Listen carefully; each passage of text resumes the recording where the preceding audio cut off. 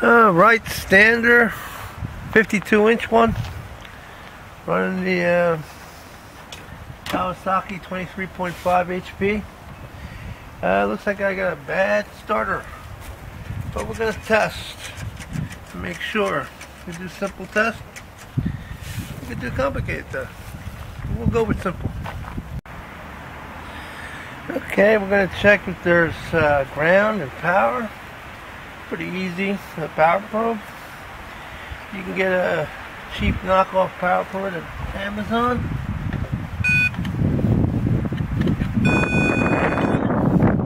Power to the starter on the power to the stud. That's good. Now we're going to check and see if power to the solenoid with the key goes on.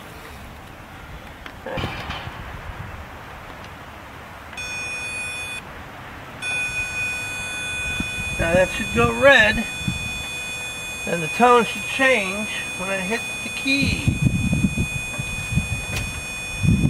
Let's see. Wow, awesome. That's not good. That's not good at all. See? There you go. There it works. There's a safety switch on the brake, just in case, checking. But it's been not starting, so I already have a starter for it. We're going to test it again a couple more times. Okay, before we had the signal going to the solenoid, but now we got this. And we have nothing. We have power going there, as we can attest by putting back the power probe. Let's see. Yep, there's power, but nothing there. And the last final test we'll do is we'll smack that guy. We'll hit the solenoid and see if it actually works. And we'll take this plastic hammer and we will hit it once we see if it's still doing the same thing. Okay.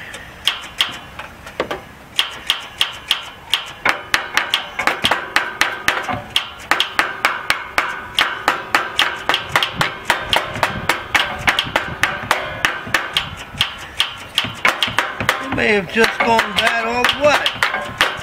Come on. Anyway, the solenoid is not replaceable. They don't sell the solenoid. You have to replace the whole starter. On these starters are $450. So it's an expensive little deal. We're going to have to take the gas tank off because we need access to get in there. Probably have to take the top cover on the engine and the air filter off to get to it. As you can see, I got power going to it. As soon as I hit this, that dies right off. Now with the power probe, I can send power directly to it, and I can activate the solenoid.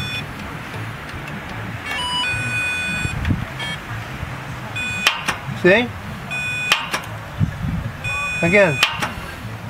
See? Nothing. Get a little bit. 7, 8, nothing. And that blew the circuit breaker on the power probe. But anyway, now we know. Now we're taking that starter off. Undo the clamp for the carburetor. Remove the air cleaner assembly. Put a paper towel inside the carb throat. Don't want nothing to fall in there. Now I will remove the top of this. And I'm going to remove the tank so I have more access to the wiring in here. So the next step will be that.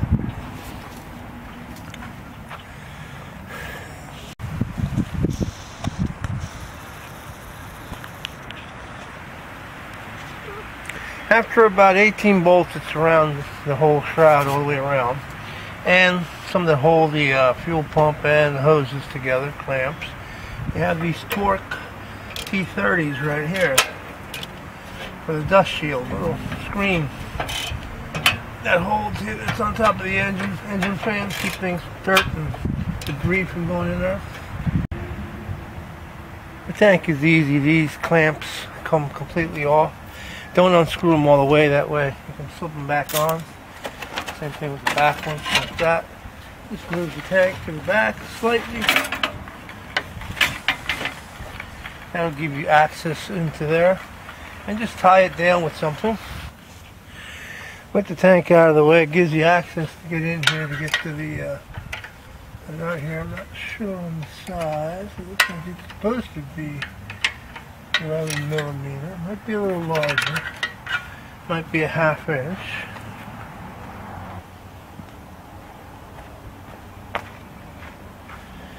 Either way, you have to get that one nut off, and you have to get the bolts up here.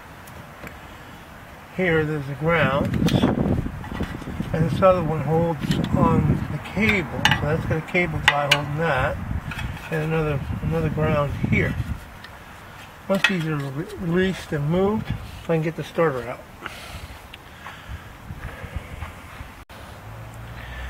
Well, after all the electrical is disconnected, there's two 12 millimeter bolts on either side of the starter, and yeah, they're pretty tight. But yeah, after they're removed, the starter will come out. That's nice and tight.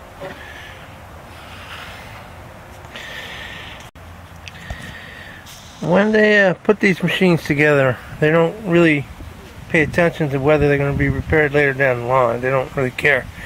You've got hydraulic lines in the way, you've got electrical lines in the way. It's extremely difficult to get that out. You're going to have to push over the wires, make sure any wire that disconnects goes back to exactly where it was before. Make sure every wire goes to whatever connection it is. Yeah, all the grounds, a couple power wires. You probably have to disconnect one of the voltage regulator, because it's all tied up with the starter. They leave you very little room. Now put the starter in, put it back together, and try and start it. Okay, with the new starter on, make sure you take the paper towel out of the throat of the carburetor. We're going to test this before we put the covers on to make sure, before we even put the fuel tank and attach it permanently, because we'll make sure that the starter works. It's a lot of work to get the starter in and out of that hole.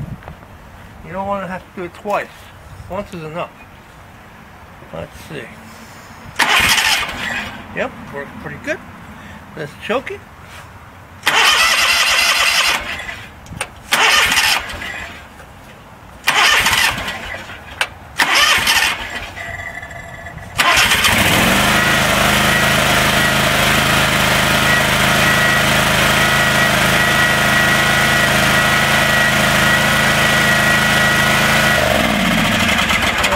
Looks nice. One more try. Yeah, it's looking pretty good. Doesn't like starting without a choke, but that's not the thing I was supposed to fix.